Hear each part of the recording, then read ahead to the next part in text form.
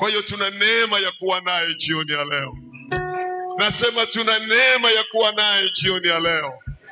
Na napowafundisha, hebu pokeeni kwamba baba wa kiroho anasema kitu.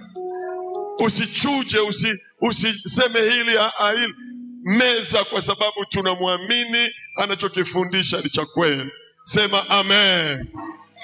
Niseme kwako, sisi sote tuko hapa mbele za Bwana kama alivyosema Cornelio, tupate kuyasikiliza maneno yote uliyoamriwa na Bwana. Karibu sana. Amen. Amen. Mwambie jirani yako, mchungaji Karemera na kusalimia tena. Mungu wa mbinguni awabarikini nyote. Amen. Niombe tukae. Asanteni sana. Baba yangu amesema na mimi naendelea kushukuru kwa ajili ya kibali hiki kizuri cha kusimama mbele yenu, watoto wa Mungu, wateule wa Mungu, ambayo Mungu amewachagua kwa ajili ya kulitangaza fadhili zake. Maana ya kanisa au kazi ya kanisa ni kufunuliwa Kristo, sawa, na kumfunua Kristo. Hiyo ndio kazi ya kanisa. Maana kazi ya kanisa ni kufunuliwa Kristo na kumfunua Kristo.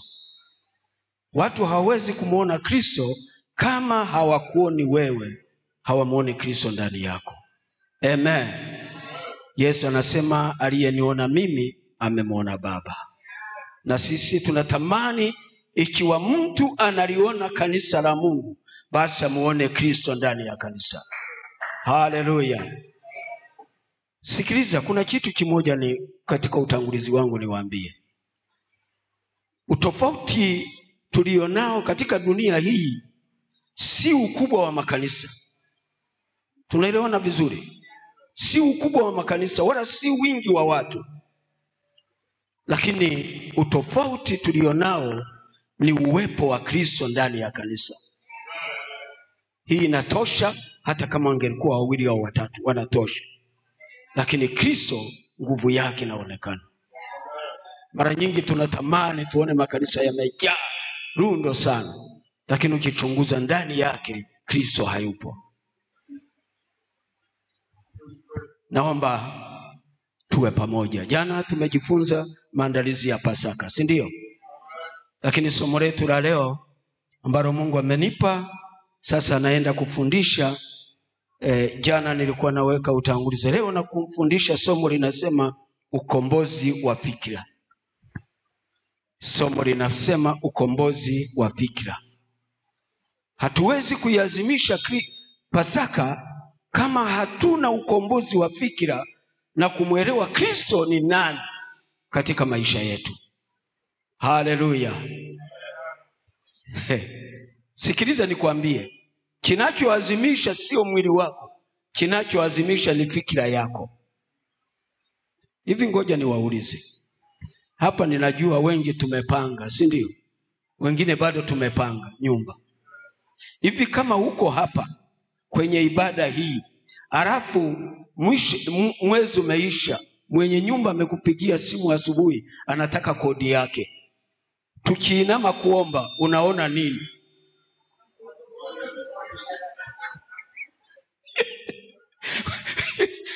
Wakati wengine wameinama wanasema katika jina la Yesu Kristo Mungu wetu tutie nguvu, wewe unaona angenisamehe siku ya leo tukalala na watoto, angenisamehe leo.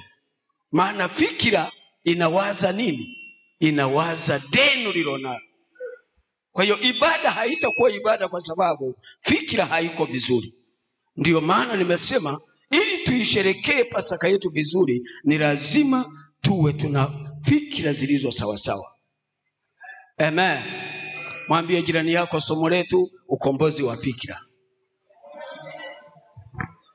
Asante. Naomba Roho Mtakatifu anisaidie kulifundisha somo hili kama navyopenda. Sasa utangulizi unasema je, fikira ni nini? Fikira ni nini?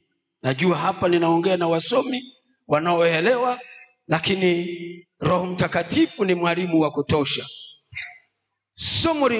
Swali la kwanza la utangulizi linasema, je, fikira ni nini?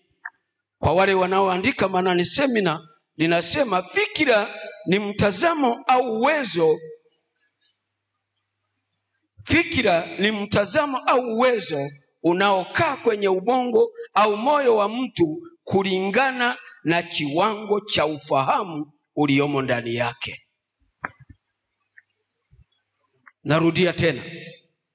Narudia tena ili tuandike vizuri. Fikira, swali linasema fikira ni nini? Fikira ni mtazamo au uwezo unaokaa kwenye ubongo au moyo wa mtu kulingana na kiwango cha ufahamu uliomo ndani yake. Naweza ukaniandikia Wakorintho wa kwanza ile sura ya 13 na mstari ule wa 11. Tunahitaji tuwe na fikira inayomtambua Kristo. Asante. Wakorintho wa kwanza sura ile ya 13 na mstari ule wa 11. Naomba msomaji wangu mzuri awe shapu kabisa ili niendane na muda, tukomboe muda vizuri. Asante.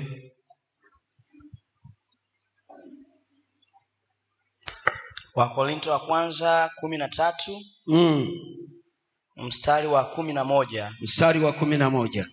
Biblia inasemaje?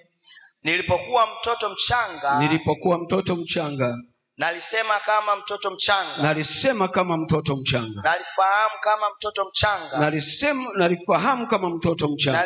kama mtoto mchanga. Ndiyo. Tokea hapo nilipokuwa mtu mzima, ndiyo, nimebatilisha mambo ya kitoto. Amen. Jina la Bwana libarikiwe.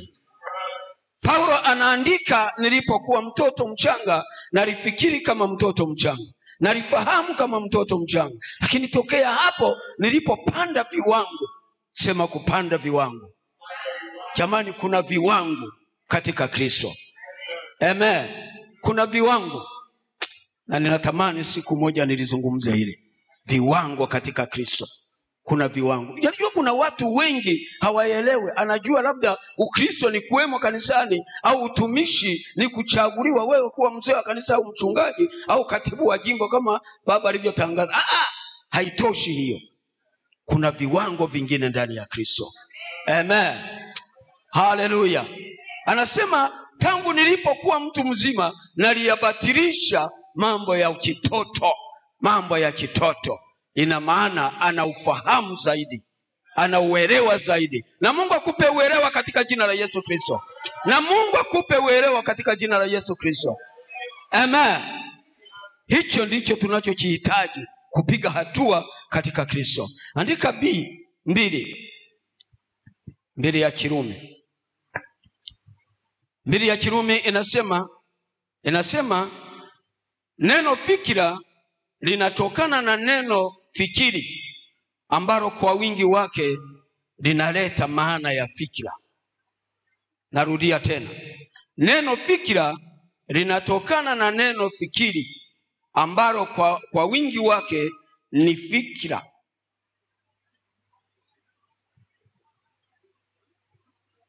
Tuko pamoja, tunaenda pamoja. Nisije nikawacha hewani, kwa sababu nikisema nikimbizane na muda pia nitakuacha hewani hujaandika, alafu unashindwa kwenda na kitu. Unaandika mwanadamu ana fikira na Mungu pia ana fikira. Andika mwanadamu ana fikira na Mungu pia anazo fikira.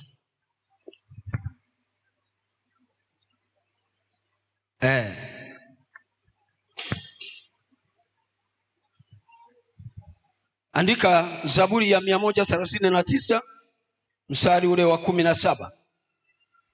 Zaburi ya 139 mstari ule wa 17. Andika Yeremia 29 na mstari ule wa 11. Kipengele mwanadamu ana fikira na Mungu anazo fikira. Niombe msomaji wangu ende haraka haraka nisomee Zaburi 139 na mstari wa 17. Ndiyo. Biblia inasema. Biblia inasemaje? Mungu, fikira zako zina thamani nyingi kwangu, jinsi ilivyo kubwa jumla yake. Rudia tena. Mungu, fikra zako zina thamani nyingi kwangu, jinsi ilivyo kubwa jumla yake. Anasema Mungu, fikira zako zina thamani kubwa kwangu mimi. Fikira za Mungu zina thamani kubwa juu ya maisha yangu na ya kwako. Fikira za Mungu. Yeremia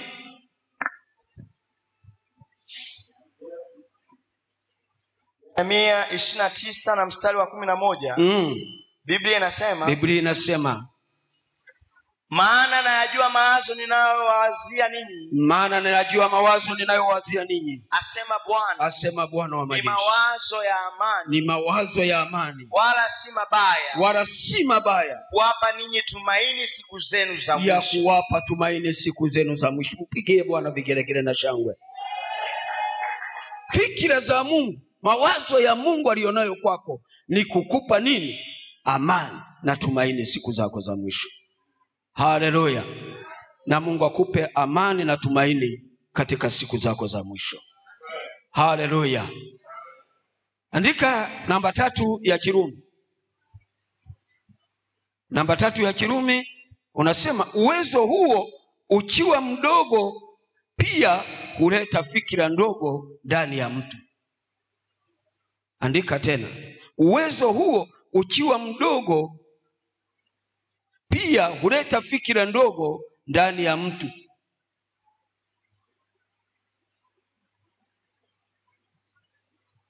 Tuko pamoja?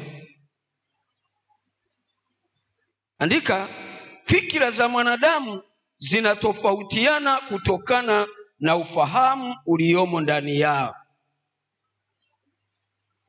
Fikira za mwanadamu zinatofautiana kutokana na ufahamu uliomo ndani yake. Ebrania sura ile ya 5 na mstari ule wa 13.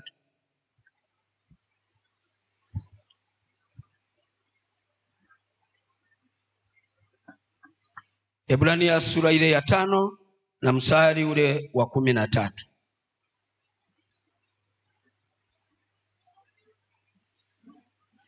Waebrania 5 na mstari wa 13. Ndiyo. Biblia inasema, Waebrania 5:13, Biblia inasema, kwa maana kila mtu atumiaye maziwa hajui sana neno la haki. Ndiyo. Kwa kuwa ni mtoto mchanga. Kwa kuwa ni mtoto mchanga. Endelea. Mstari wa 14. Ndiyo. Lakini chakula kigumu ni cha watu wazima. Ndiyo. Ambao akili zao kwa kutumiwa zimezoezwa kupambanua mema na mabaya. Zimezoezwa kupambanua mema na mabaya. Jina la Bwana libarikiwe. Hebu niulize swali hapo kidogo. Hapo kuna mambo mawili tofauti. Kuna kitu amekizungumza, kuna fahamu, kuna na akili. Fahamu na akili. Nani anaweza kanitofautishia kidogo?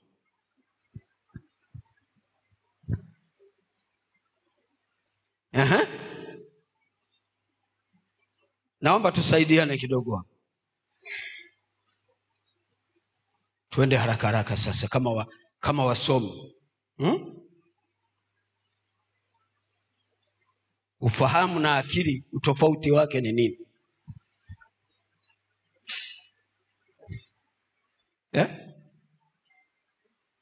Ufahamu na akili utofauti wake ni nini?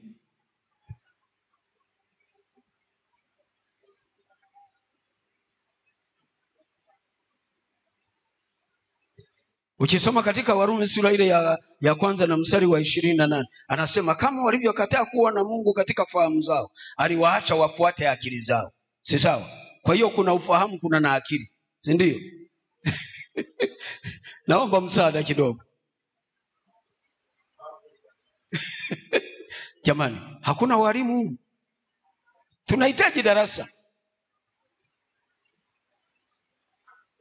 Sasa kwa kuwa mmeshindwa kulijibu, na mimi silijibu mpaka munipe soda. Eti huku soda si zipo mzee? Zipo. Sasa kuna mengine hayatolewa hivi hivi, yanatolewa kwa soda. Mwambie mchungaji Karemere ili aliseme unatakiwa umpe soda. Ubarikiwe sana.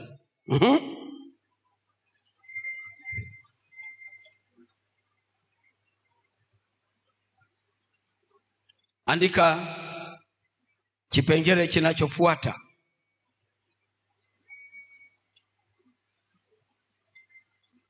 Kipengele kinachofuata, andika kipengele kinachofuata. Mafanikio ya mtu hutokana na fikira au fahamu uliomo ndani yake. Mafanikio ya mtu hutokana na fikira au fahamu uliomo ndani yake. Mafanikio.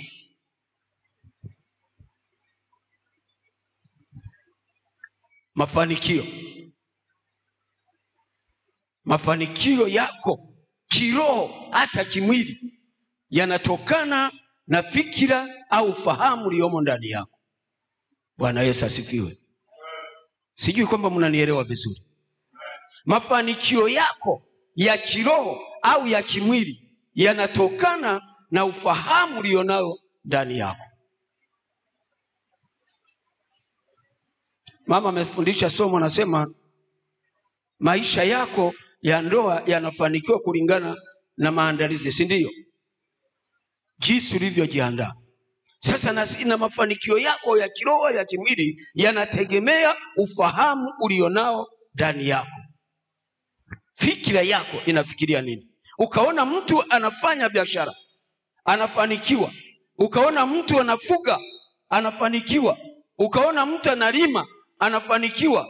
Ni kwamba kile kilimo kinategemea ufahamu alionao ndani yake.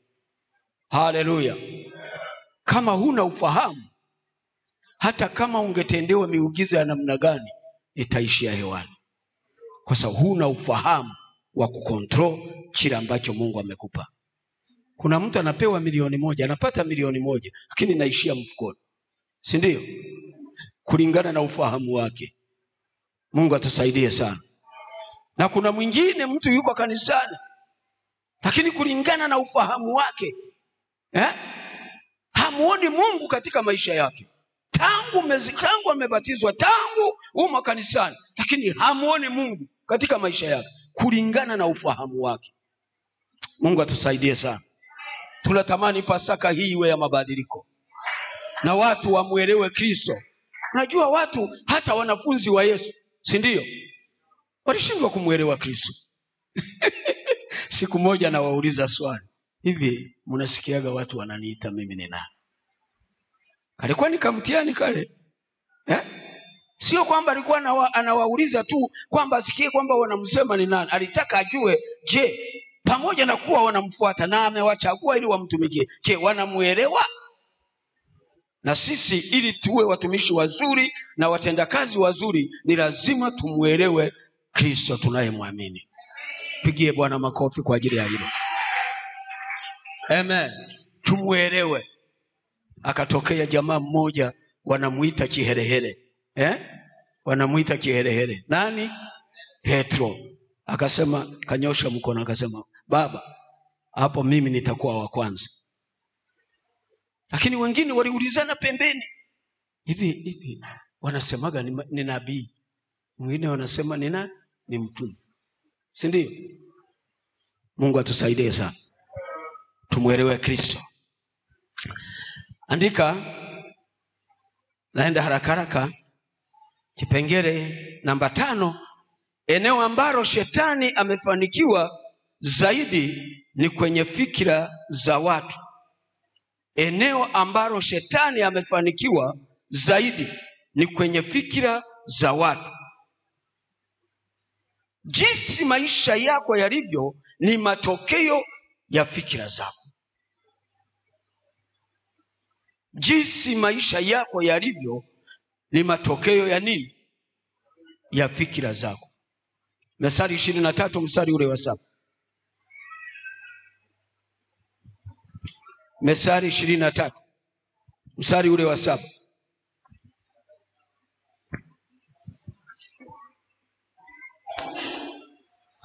Ishirini na tatu na mstari ule wa 7. Ndio. 23 na mstari wa 7 Mithali inasema, ndio, maana aonavyo nafsini mwake ndio alivyo. Akuambia haya, kula kunywa, lakini moyo wake. Rudia hapo. Maana aonavyo nafsini mwake, maana aonavyo mtu nafsini mwake ndivyo alivyo. Ishi hata hapo.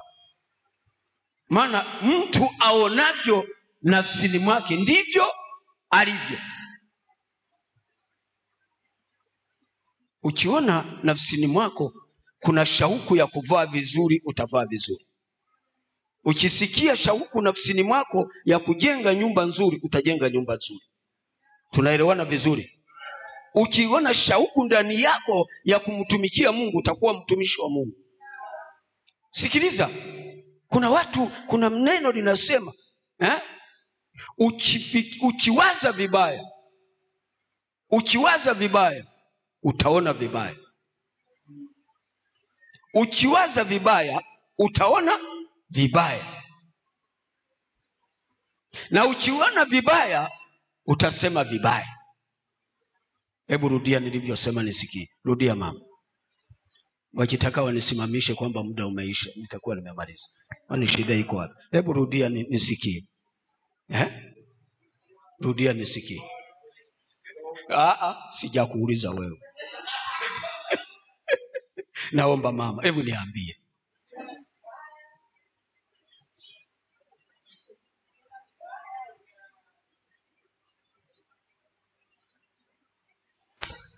Ukiona vibaya utaona vibaya, na ukiona vibaya na mambo yako yatakuwa mabaya. Ukiona mazuri na mambo yako yatakuwa mazuri. Asante.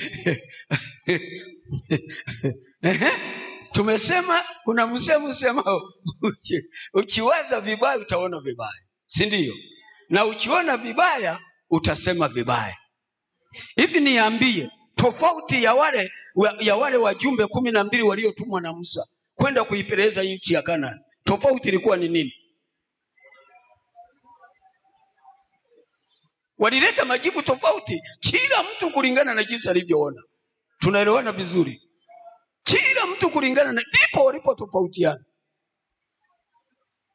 Mungu akupe kuona vizuri katika jina la Yesu Kristo. Na Mungu akupe kuwaza vizuri katika jina la Yesu Kristo. Haleluya. Asante. Kwa hiyo tumesema adui wa eneo ambalo shetani amefanikiwa zaidi ni kwenye fikira za watu.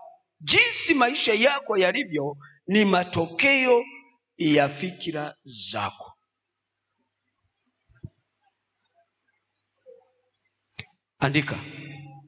Andika. Adui wako wa kwanza ni fikira zako. Adui wa kwanza wa maisha yako ni fikira zako. Sasa leo nina kazi moja. Tutakuwa na sio nina kazi, tuna kazi moja. Maana tuko hapa kanisa la Mungu. Nikisema kwamba nina kazi moja, ina maana ni ya kwangu, si ndio? Naomba Mungu anisamehe kwa ajili ya hilo. Tuna kazi moja ya kufanya. Haleluya. Haleluya. Adui wako wa kwanza ni nini? Hebu naomba tuseme wote. Adui wako wa kwanza ni nani? Fikira zako. Huyo ndiye adui. Kama kuna vitu vya kupambana navyo, kama kuna vitu vya kupambana navyo ili utoke upige hatua nyingine, ni kupambana na fikira yako. Ikikombolewa utakuwa na hatua nzuri. Haleluya. Jina la Bwana libarikiwe. Unaona, wakati baba yangu hapa ni vijana wamechemka wanapiga injili, mimi nilikuwa niko Roma. Naenda asubuhi, tunapiga ibada, alafu nikitoka pale mjini bia zilikuwa za bure. Na wakati ule nisamehe nipitishe hiyo. Nilikuwa na kazi moja. Nilikuwa na kazi ya kuchukua sukari Zambia na ileta Kigoma. Ile miaka ya 80, unajua sukari ilikuwa ni adimu. Yaani watengenezaji wote wa pombe zinaitwa Chimpumu pale Mwanga sijui nini, mimi nilikuwa namba 1 ndio nawasambazia sukari. Alafu nikimaliza naenda Lelu hoteli kwenda kununua bia. Na hapo nimetoka kwenye ibada ya asubuhi. Kwa jina la Baba na Mwana na Roho Mtakatifu. Amen. Haleluya. Sasa hawa jamaa wakawa wanapiga injili. Huko na mimi nasema upuuzi huo. Upuuzi. Kuna dini nzuri kama hii. Naona fikira zangu ndipo zilipo. Siku moja nikapata ndugu yangu mmoja, tulikuwa tunafanya naye kazi. Unajua ushawishi aliyoufanya? Aliniambia hivi, sasa ndugu yangu, wewe ni rafiki yangu, tunatengeneza mazingira ya kutembeleania kwenye makanisa. Utakuwa unanitembelea na mimi nakutembelea. Kumbe bwana anatafuta kamtego kuninasa. Tukaanzia, nikamwambia sasa tutaanzia kwangu. Akasema hamna shida. Tukaanzia kwao. Kaenda. Nilimwambia tutaanzia kwetu. Akaja kwetu Roman. Tukasali salamu Maria. Yamejitulilia, niko nageuka na mtazama ametuli. Anasema yuko siku nitakukamatisha tu. Lakini na nyie, hivi hiyo mbinu mnayo kweli? Unajua ni kwa nini makanisa yetu hayaongezeki? Fikira zikiwa ndogo, huna mbinu za kuleta watu kwa Yesu. Yule jamaa bwana, yani ile wiki ya pili ya kwenda kwao alikuwa rafiki zaidi. Alikuwa karibu yangu zaidi ili nisibadilishe mawazo. Ile Jumapili ilipofika, nikavaa vizuri, akanipitia. Bwana, akanipeleka kiti cha mbele kule mbele kabisa. Sema mgeni kaa hapa. Nikakaa hapa.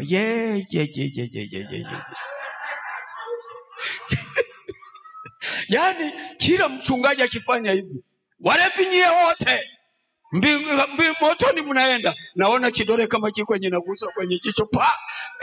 Nikainama, haviinamiki. Nikageuza shingo hivi, havigeuki. Akirudi huko anasema kuna wengine Mungu amewapa neema, maisha yanawanyokea, alafu kazi yao baada ya kumtukuza Mungu ni wazinzi watupu. Nakumbuka na sukari nikiuza zinaishia wapi? Ewa, nikushuhudie, sikujua jinsi nilivyotoka pale kwenye kile kiti. Sikuelewa. Kwenda kule mbele, nilishtuka niko mbele ya madhabahu. Kumbe bado yuko anahubiri. Mimi niko mbele. Haleluya. Haleluya. Tangu siku hiyo Mungu akaibadilisha fikira yangu. Kumbe alikuwa ananiandaa Bwana ili nije pastor, nipige injili. Haleluya. Ninajisikia, ninamshukuru Mungu kwa ajili ya hilo. Kama ningekaa kule ilikuwa ni hatari. Fikira ni hatari. Mungu atusaidie sana. Tuendelee kulingana na muda wetu. Tumesema hebu nisomee hapo ulipofikia. Adui wako wa kwanza ni fikira zako. Kazi ya Ibilisi, andika, kazi ya Ibilisi ni kupofusha fikira za watu ili nuru ya Kristo isizuke ndani yao. Watu wasimjue Kristo. Tunaweza kwenda kwenye Pasaka, tunaweza kuiandaa Pasaka, lakini watu tusimjue Kristo. Tusimjue Kristo ndugu zangu. Kumjua Kristo ni faida kubwa sana. Haleluya.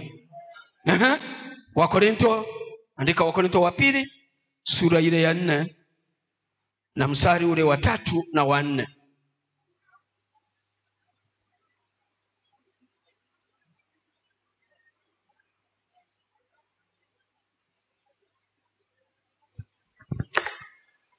Nisomee Wakorintho wa pili sura ile ya 4 na mstari wa 3 na 4. Biblia inasema, lakini ikiwa injili yetu imesitirika kwa hao wanaopotea. Ndiyo. Mstari wa 4, ndiyo, ambao ndani yao Mungu wa dunia hii amepofusha fikra zao wasioamini. Ndiyo. Isiwazukie nuru ya injili ya utukufu wake Kristo aliye sura yake Mungu. Aliye sura yake Mungu. Shetani amepofusha fikra za watu ili nuru ya Kristo isiwazukie. Sikiliza. Nuru ya Kristo ikizuka ndani, utamtambua Kristo ni nani. Utamuona Kristo katika maisha yako. Haleluya. Kuna neno limeandikwa katika Wakolosai sura ile ya 2. Hebu nisomee Wakolosai sura ile ya 2.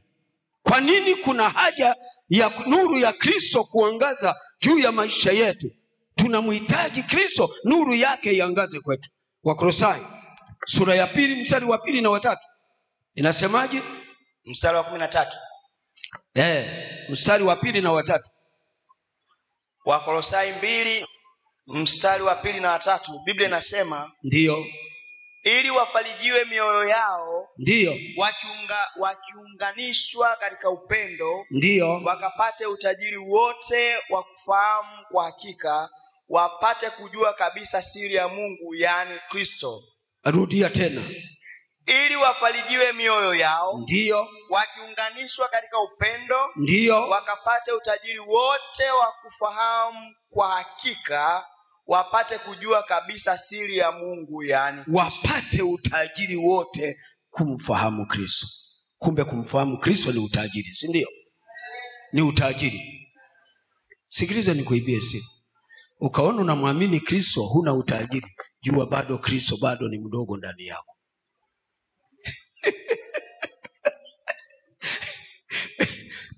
Ni shida mtu kukaa kwa tajiri kwa baresa, alafu unatembea na ndara au na suruali zimepigwa viraka wakati unaishi kwa baresa.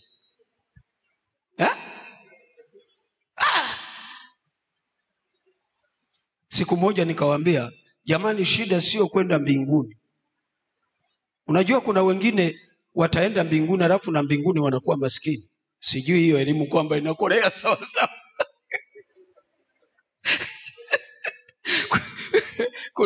Kuna watu wataenda mbinguni lakini wakifika mbinguni wanakuwa maskini. Ila mbinguni wameenda.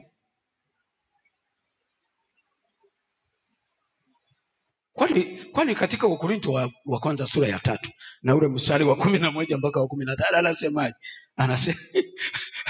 Anasema taji kazi za kila mtu zitapimwa. Alafu kuna wengine wataokolewa kama kwa moto, wasukumizwe tu. Basi ingia na wewe umo. Unafikiri kifika mle itakuwaje? Itakuwaje? Yaani yule ambaye alisukumizwa basi na wewe ingia umo. Itakuwaje? Acha bwana. Na hakuna maumivu makubwa kama mtu kuishi katikati ya matajiri afu wewe ni maskini. Wanatoka kuhemea nyama alafu wewe umebebelea mchicha. Mimi ngwa hivyo ndivyo Mungu alivyopanga. Wewe ni fikira zako hoi. Sio Mungu ndivyo alivyopanga. Na ni kweli ndivyo Mungu alivyopanga. Hakuna. Sasa hata mbinguni kuna watu wataji. Sina mbinguni Biblia inasema taji zitatofautiana. Si zitatofautiana. Sasa ukimwona mwenzako inangai na wewe ya kwako unafikiriaje? Hauumii moyoni? Bwana Mungu atusaidie bwana. Haleluya. Mchapie Bwana makofi kwa ajili ya hilo kama unalielewa. Tunatamani kumuelewa Kristo na utajiri wake. Haleluya. Sio kusherehekea Pasaka tu ili mradi tumekuja kwenye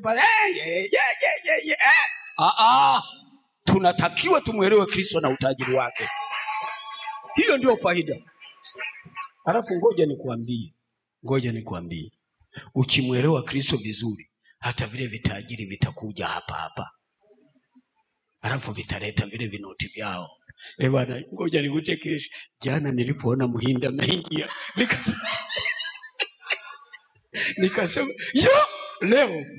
leo kama ni jengo lingine pale tunapiga kama ni jengo lingine nikamwona pale, nilikuwa napiga gombo, niko na mtazamia amekaa gadi na yeye naona yuko nageuka na nichungulia, kumbe yuko kama mimi. ya hakuna shida kama watu kuwa maskini, watu hakuna, sio sura bwana, sio sura, ni Kristo ndani yetu. Haleluya. Tutamani kumjua Kristo na utajiri wake. Malizia mstari ule wangapi? Watatu. Unasemaje? Katena sasa na mimi nikasema ili huyu Muhindi ajue kwamba na mimi ni tajiri, nikakusa mkono nikasema kijana mpelekee yeye. Jana nilicheka mimi peke yangu, nilipofika nyumbani nikacheka peke yangu. Nikasema yale matumaini nilipata. Mungu atusaidie kwa kweli tuile Pasaka vizuri. Pasaka ina baraka za pekee. Haleluya. Mstari wa 3 anasemaje? Mstari wa 3 ndiyo Biblia inasema ndiyo, ambaye ndani yake hazina zote za hekima na maarifa zimesitirika. Ambaye ndani yake mna nini? Ambaye ndani yake hazina zote za hekima na maarifa zimesitirika ndani yake. Haleluya. Amen. Ambaye ndani yake hekima, hazina zote zimesitirika. Tukikosa hekima, tukikosa maarifa, basi ni sisi wenyewe. Kuna mtu siku fulani alisema kuna Ukristo bila Kristo ni bure. Ukristo bila Kristo ni bure. Wewe unaitwa Mkristo, hakuna Kristo hapo. Unategemea nini? Mungu atusaidie sana. Mwambie jirani yako, Mungu akusaidie kumjua Kristo. Amen. Andika, tuendelee na somo letu. Andika. Hivyo kanisa tuna wajibu wa kukomboa hivyo kanisa tuna wajibu wa kuomba Mungu ahuishe fikira zetu.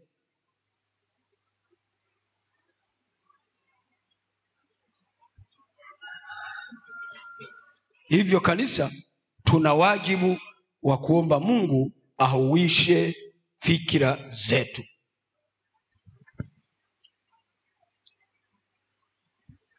Ngoja nimalizie na vipengele hivi ili tuombe Mungu. Andika aina 2 za fikira. Aina 2 za fikira. Fikira namba 1, fikira ya elimu ya kiroho. Fikira ya elimu ya kiroho inayomuongoza mtu juu ya kumjua au kumfahamu Mungu.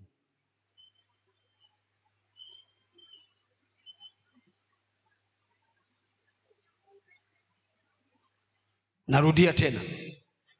Fikira ya elimu ya kiroho inayomuongoza mtu juu ya kumjua au kumfahamu Mungu. Andika maneno haya. Kiwango unachomjua Mungu ndiyo Mungu ulionaye ndani yako.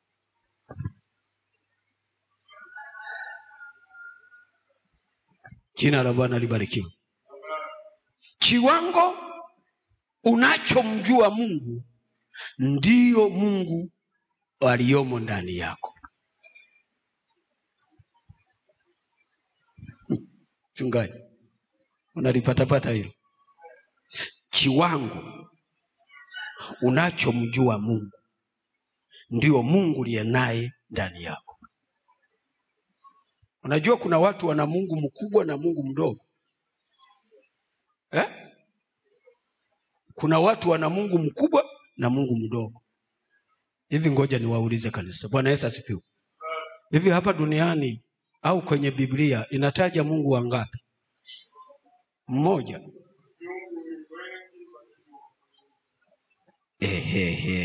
Sasa mwalimu, wewe ulinifundisha. Sasa na mimi nataka nifundishe leo.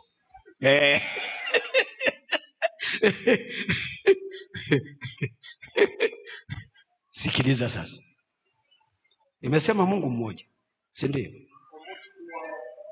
Biblia inasema kwetu sisi Mungu ni mmoja, aliye Baba wa Bwana wetu Yesu Kristo, si ndio? Wakujua wewe Mungu wa kweli na wa pekee, si ndio? Sasa niambie, hebu nisomee huo mstari ambaye tumetoka kusoma, Wakorintho wa pili 4. Wakorintho wa pili 4. Unasemaje? Wakorintho wa pili 4 mstari wangapi? wa 4.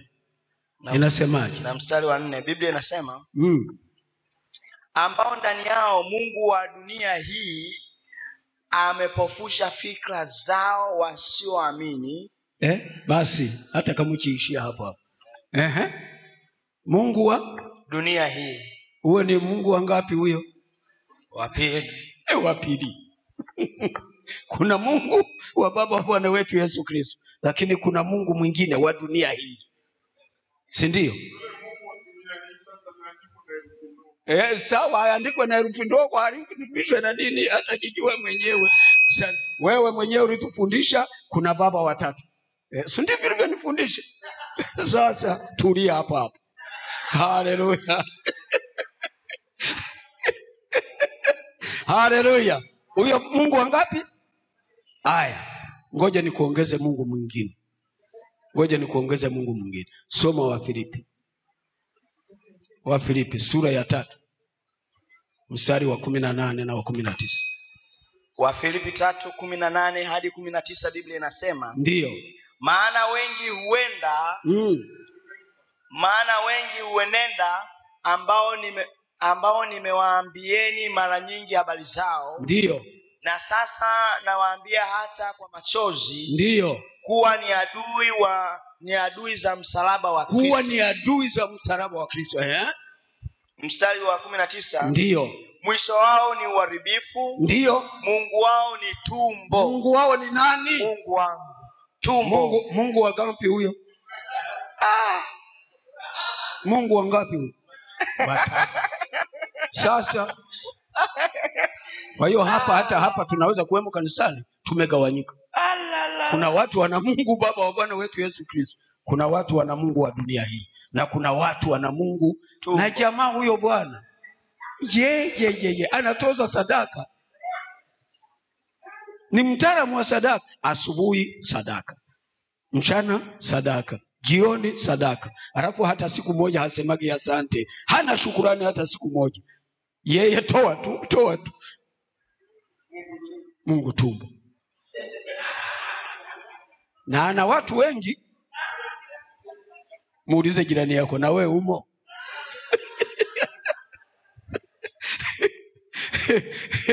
Jina la Bwana libarikiwe. Asante. Kiwango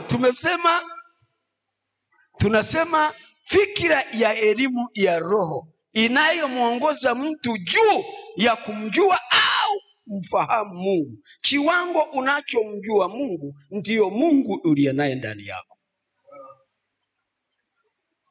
Unajua kuna watu wana Mungu. Tunaelewana vizuri? Nisikilize hapa. Kuna watu tuna Mungu, lakini yule Mungu aliye naye hata siku moja huwezi ukatoa ushuhuda kwamba amenitendea jambo fulani. Kwa nini huyo Mungu aliye naye ameshindwa kufanya? Kwa sababu ni mdogo. Kwa sababu ni mdogo. Ila ukiamua kumkuza kwenye viwango vingine, ukasema Mungu ninataka ukue ndani yangu, haleluya, unamkuza anakuwa. Ye. Watakushangaa waliokuona jana, leo watakushangaa.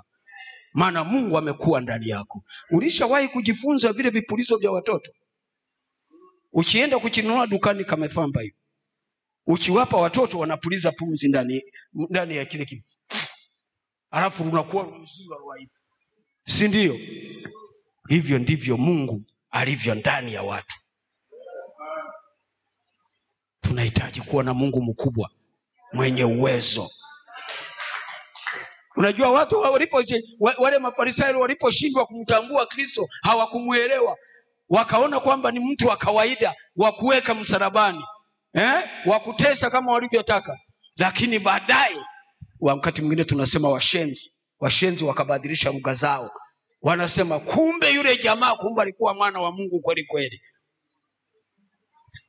Sema amen. Wakamtambua Kristo tofauti na jinsi walivyomuona wakati wanamtesa. Kwa nini tusimfanye Kristo watu wakamtambua? Jina la Bwana libarikiwe. Haleluya. Mwambie jirani yako, Pasaka hiwe ya baraka juu yako. Asante. Niombe tuendelee ili kwamba tuweze kuhitimisha. Andika zipo faida za kumjua Mungu wa kweli. Zipo faida za kumjua Mungu wa kweli. Andika namba 2 hapa. Zipo faida kwenye hicho kipengele. Zipo faida za kumjua Mungu wa kweli. Andika katika zile faida namba 1. Namba 1, andika amani. Andika amani. Andika namba 2, B. Andika uzima wa milele. Andika Ayubu sura ya 22 mstari wa 21 na Yohana 17 mstari ule wa 3 ambayo baba ametoka kuuzungumza. Ayubu 22 mstari wa 21 na Yohana sura ile ya 17 na mstari ule wa 3. Na wakujue Mungu wa kweli na wa pekee na Yesu Kristo. Uzima wa milele ndio huu. Haleluya. Kumjua Yesu Kristo. Soma hiyo Ayubu. Ayubu 22 na mstari wa 21. Ndiyo. Biblia inasema, ndiyo, mjue sana Mungu ili uwe na amani, ndivyo mema yatakavyokujilia. Rudia tena. Mjue sana Mungu ili uwe na amani. Mjue sana Mungu. Sikiliza hapo. Mjue sana Mungu. Kumbe kuna kumjua Mungu na kuna kumjua sana. Sema sana. Sana. Kuna kumjua Mungu. Kila mtu anamjua Mungu, si ndio? Hata we mpagani mlevi anamjua Mungu. Hata mchawi anamjua Mungu. Lakini kuna kumjua Mungu sana. Na hiyo matokeo yake ni amani. Haleluya. Amen. Na Mungu akupe amani katika jina la Yesu Kristo. Lakini amani haiwezi kuja kama hujamjua Mungu katika viwango sana. Haiwezi kuja hata ufanyeje. Wewe ingia kanisani, toka, imba. Ndio, tunaelewana vizuri. Hubiri unavyojua, tutafundishana Jumamosi watumishi. Imba unavyojua, tumika unavyojua. Lakini kama Mungu hujamjua sana, utaishia kwenye viwango hivyo, utaishia mazingira ulionayo. Mungu atusaidie sana. Haya, tuhame kipengele. Namba 2, elimu. Tumesema kuna aina 2 za nini? Za fikira. Fikira namba 2, elimu, fikira inayomuongoza mtu kwenye ufahamu wa mambo ya dunia.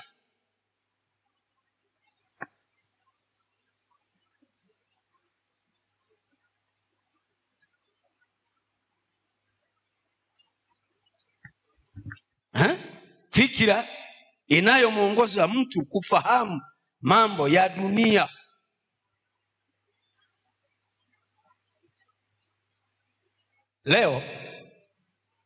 Leo watu kutokujua dunia ikoje. Na inafanya kazi namna gani? Tumeiruhusu na dunia inaingia kanisani, si ndio? Shida sio tatizo. Tatizo liko wapi? Ni kutokuwa na fikira inayoielewa nini dunia ikoje. Matokeo yake dunia inaingia kanisani bila kujielewa. Jana nimetoa shukurani hapa, nimesema kumbe ile yale maombi ya nani, ya Elia, kumbe aliomba maombi, kumbe hajui Mungu akamjibu akamwambia, Elia, usiseme wewe ndio umebaki, nimejisazia watu 7,000 wasiopiga magoti mbele ya Baali. Haleluya! Hata kama wengine wamepiga magoti, hata kama wengine wamejichanganya namna gani, lakini nina watu 7,000. Sasa hata leo kuna watu wanaielewa picha ya dunia ikoje na hawairuhusu ingie kanisani. Na Mungu atusaidie sana. Tusiruhusu dunia ingie kanisani, itatuharibia kanisa. Tunaelewana vizuri? Itakuharibia wokovu. Haleluya.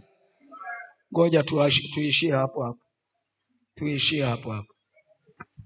Sikiliza, nisomee Timotheo wa pili sura ya 2 mstari wa 7. Sasa hii mida nayo ya Dar es Salaam ni shida. Ewaga.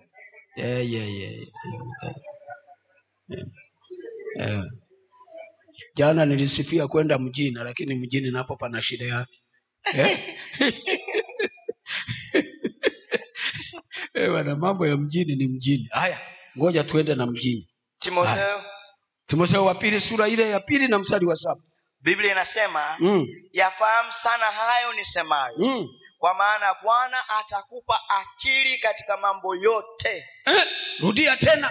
Fahamu sana hayo nisemayo. Ndio. Kwa maana Bwana atakupa akili katika mambo yote. Atakupa akili katika mambo yote. Mwambie jirani yako, Mungu akupe akili katika mambo yote. Unajua sisi ni watawala wa dunia hii. Sisi ni watawala. Si ndio kazi aliyosema? Alituambia kwamba aliumba mwanadamu akamwambia utaitawala dunia. Si ndio? Sasa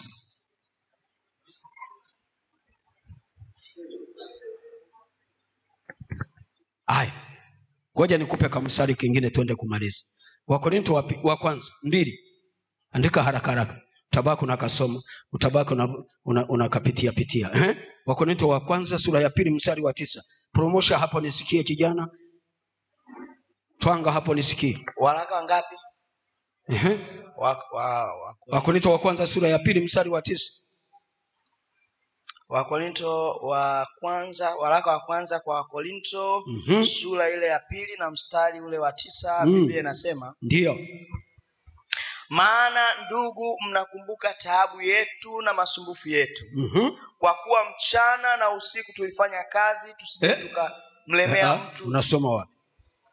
Wakorintho wa kwanza sura ya 2 mstari wa 9. Wakorintho. Hiyo ilikuwa Thessaloniki. Okay, Wakorintho wa kwanza 2:9. Ndio.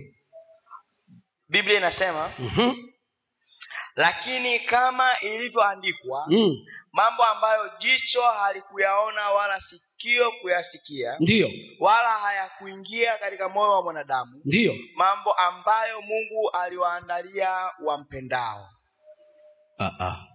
Mimi naona hawakusikia. Hebu rudia nione. Ngoja. Wakorintho, waraka wa kwanza kwa Wakorintho sura ya 2 na mstari wa 9. Ndio. Lakini kama ilivyoandikwa, mambo ambayo jicho halikuyaona, wala sikio halikuyasikia, wala hayakuingia katika moyo wa mwanadamu, mambo ambayo Mungu aliwaandalia wampendao. Yapo mambo ambayo Mungu amewaandalia wampendao. Haleluya. Muulize jirani yako, unampenda Mungu? Kuna mambo bado yamefichwa kwa ajili yako. Ulikuwa na habari? Mungu anahitaji aone ufahamu uliomo ndani yako. Hivi ngoja nikuulize. Hivi kama una mtoto wa mwaka mmoja, si ndio? Alafu na gari yako ile nzuri na unampenda sana. Na unasema huyu mtoto wangu nampenda na hii gari inafaa kwa utamkabidhi kwenda aendeshe? Kwa nini usimpe wakati mtoto wako unampenda? Bado fikira zake hazija control kuendesha gari. Kwa hiyo itakaa hapo hapo. Si ndio? Sasa kuna mambo yamewekwa, jicho halijawahi kuyaona, masikio hayajawahi kuyasikia, lakini yameandaliwa wale wampendao. Mpende Mungu ili yapate katika jina la Yesu Kristo. Pende Mungu ili yawe ya kwako. Yamewekwa kwa ajili yako, lakini Mungu anaone fikira zako zinakuwa katika viwango vya kiasi gani. Haleluya. Sikiliza. Ngoja kuhadisia hapo. Sasa kuna maneno hapa ya mwisho yanasema hivi, mambo ambayo ya muhimu kuyafahamu. Haya, ngoja tutakamalizia siku nyingine. Kesho tutakapitia. Si sawa? Sema tutakapitia kesho. Haleluya. Ngoja nikupe historia moja. Kuna kitabu kimoja kilikuwa kinasimulia ndugu mmoja wa Marekani. Mimi sijawahi kufika, labda ndio wanapajua wanaoenda, lakini nilisoma kwenye kitabu. Yule ndugu alikuwa mwanajeshi katika jeshi la Marekani. Akaoa, akazaa watoto 7. Sasa katika ile kazi aliyokuwa nayo, ikapita ile kwetu tunaitwa mfagio wa chuma. Si mnakajua kale kakufagia, wanapunguza wafanyakazi. Yule ndugu akampitia. Na unajua tangu zamani, hata enzi za Nyerere, mwanajeshi alikuwa hajui kujenga nyumba. Ni si kweli? Alikuwa hajui kujenga nyumba wala kununua shamba. Wamekuja kugundua siku hizi. Sasa yule ndugu alipofukuzwa kazi, kumbe kazi aliyokuwa nayo kule ilikuwa ni kazi ya kuwapikia wanajeshi. Anakarangiza michicha, anakarangiza tunyama, anakarangiza nini. Sasa walipompitia, wakampa kachinyo mgongo kake. Ana familia ya watu 7 na yeye 8 na mke wa 9. Mwezi wa kwanza, mwezi wa pili, kale kamshara kote kakaisha. Sasa akawaza nitafanya nini? Wanajeshi wana maamuzi ya haraka. Akasema maamuzi nilionayo kuliko niishi maisha haya ya taabu, bora nijinyonge nitoke duniani. Hiyo familia itabaki na jua vya kwake. Akaenda akachukua kamba, akaifunga kwenye mti. Akaweka kitu cha kusimamia. Sasa wakati anaiweka ile kamba shingoni ili ajinyonge, akasikia sauti inamuita, inamuuliza, "Fulani, unajua kazi gani?" Akageuka, sauti haioni. Akasema, huu ni upuuzi, ni watu wanalizingua hawa. Akaweka kamba yake vizuri ili aviatue. Akasikia tena ile sauti inasema, "Fulani, unajua kazi gani?" Akasema, sasa na vya hii kamba na viahirisha kwanza, ngoja kwanza niviahirishe. Huyu mtu anayeniita yuko wapi? Nimtafute. Wakati ameahirisha, anatoka yani hatua 10 mbele, anakutana na mtu mmoja. Akamsalimia, akamwambia, "Rafiki yangu, habari ya siku nyingi?" Akamwambia, "Nzuri." "Unatokea wapi?" Anasema, "Nilikuwa nimezungukia hapo kidogo." Akasema, "Rafiki yangu, ninakukumbuka muda mrefu. Chukua hii $1 uende ukahemelee watoto." Umeelewa vizuri? Sasa kwa kuwa fikira zake zilitunza lile neno aliloulizwa, "Unajua kazi gani?" Akasema hivi, "Hii pesa ambayo nimepewa siendi kuihemelea, ninainunua kuku nimkaange nikamuuze." Akachukua ile $1, akaenda kanunua kuku. Sasa alikuwa anajua kukaangiza, akapeleka ile kuku akamkaanga, akamweka mbele ya nyumba yake. Gari zinapita, watu wanapita. Gari ya kwanza ikapita. Bwana, mmekaanga nyama hapo? Bwana, tena nzuri bwana. Anajua kukaanga huyo jamaa. vya hatari. Muulize jirani yako, na unajua kukaanga vizuri? Yule jamaa, ile kuku kwa sekunde, kwa muda mchache, ile kuku faida aliyoipata mara 2 ya ile aliyoirangulia. Akasema sasa hapa hii biashara kumbe nalipa. Hii biashara kumbe nalipa. Akaenda kununua kuku zingine 2. Akaja akaweka bila kukuchosha. Yule mwandishi wa kile kitabu anasema hivi, yule ndugu mpaka leo tunavyozungumza ana hoteli za kimataifa 168 duniani. Mpigie Bwana makofi kwa ajili ya hiyo. Ana hoteli za sio bure kwa kuingia nani, Bwana nipe chai ya 200. Hoteli za kimataifa 168 duniani. Lakini nikuuliza, ametokea wapi?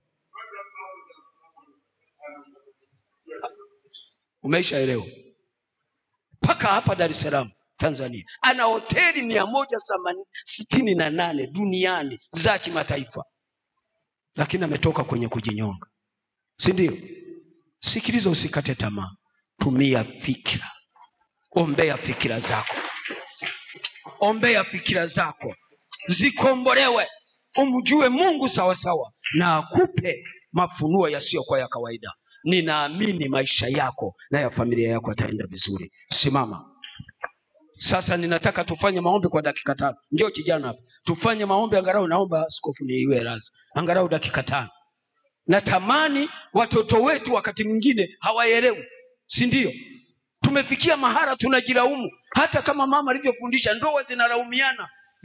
Hivi mbona maisha yako hivi, mbona nini? Lakini wakati mwingine kazi ya shetani ni kufunika fikira zetu ili tusijue utajiri uliomo ndani ya Kristo, ili situzipate hekima na maarifa vilivyomo ndani ya Kristo. Na tukizijua hizo, Pasaka yetu itaenda vizuri. Haleluya, tutamshangilia Bwana.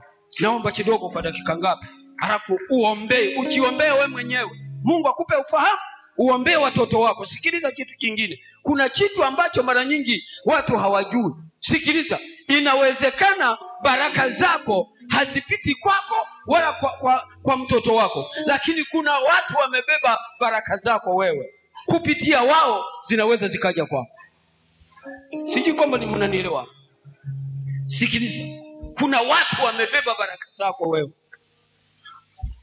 Wewe unafanya biashara zinakataa, yawezekana na watoto umezaa vinakataa, lakini kuna watu nyuma yako wanaweza kuwa wamebeba baraka yako. Ndiyo maana tuna haki ya kuombea hata wote ambao Mungu anawaandaa kwa ajili ya baraka zetu. Haleluya. Niombe uliombee hilo. Mwambie Mungu, hebu fanya kazi. Hebu tumwabudu Mungu kwa sekunde chache. Mataifa yote yanakufahamu kuwa wewe ni usiyeshindwa. Mataifa yote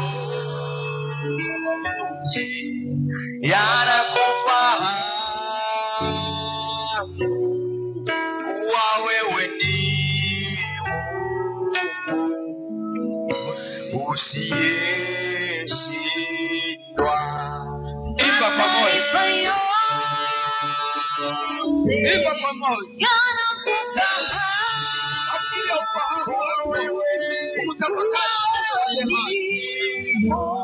Achilia ufahamu wako, umtafakari. Achilia fikira zako, umtafakari. Tuna Mungu asiyeshindwa. Tuna Mungu asiyeshindwa. Yesu aliyeshinda kifo na mauti. Yesu aliye hai. Ambaye hana zote na hekima na maarifa. Liko ndani yake.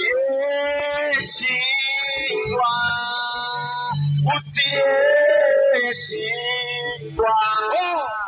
Wewe ni usiyeshindwa. Usiyeshindwa. Usiyeshindwa. usiyeshindwa, wewe ni Mungu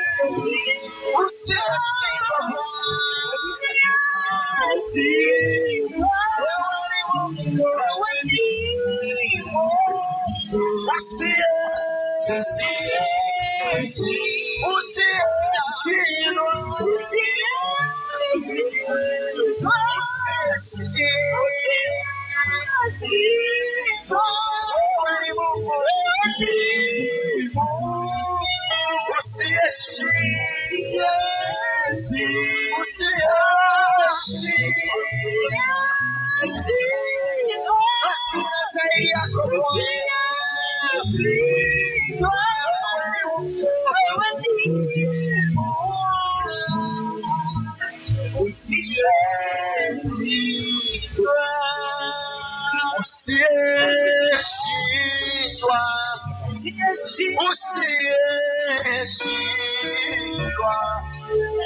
Wewe ni Mungu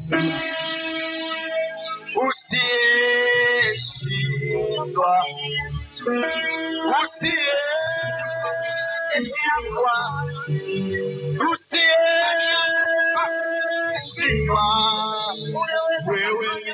wewe ni usiyeshindwa.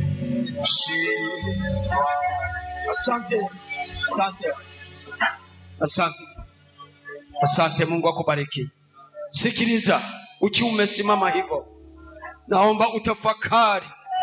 Mwambie Mungu, ninaomba ufungue fikira zangu. Umenipa neema ya kuwepo katika dunia hii. Fungua fikira zangu.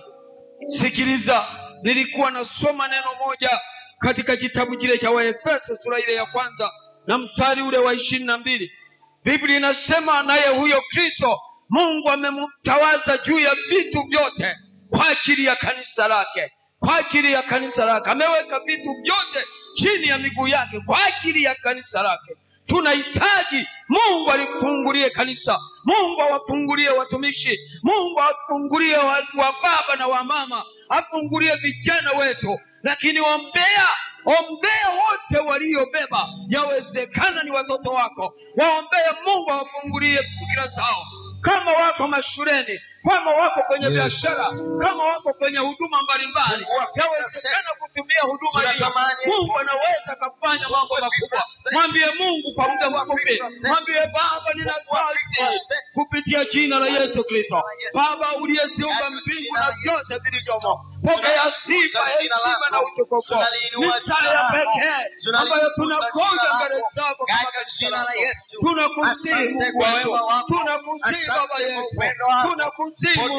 Umetuandalia mambo mazuri, lakini yule mwovu shetani amefunga fikira zetu. Amefunga ufahamu wetu ili tuweze kujua Kristo.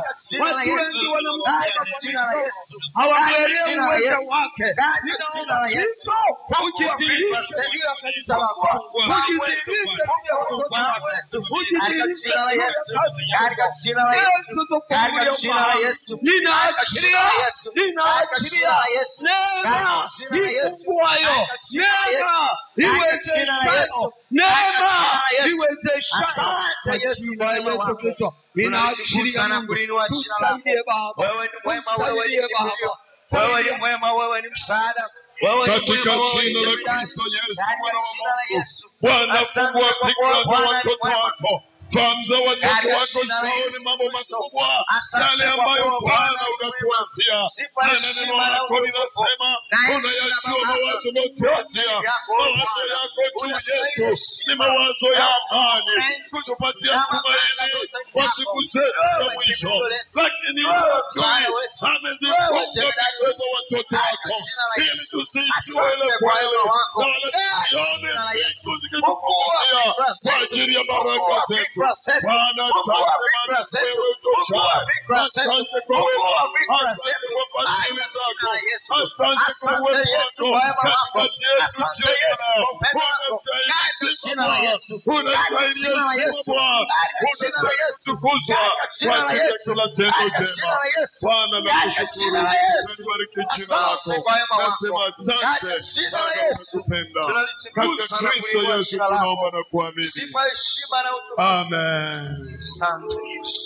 Haleluya. Mpe Bwana makofi ya shangwe. Mpe Bwana makofi ya shangwe. Wa mama, kama mnakumbuka vigelegele, naweza mkavipiga makofi ya shangwe.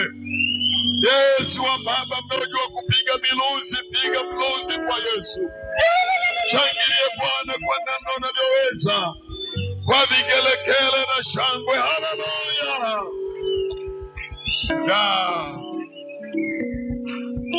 Haleluya.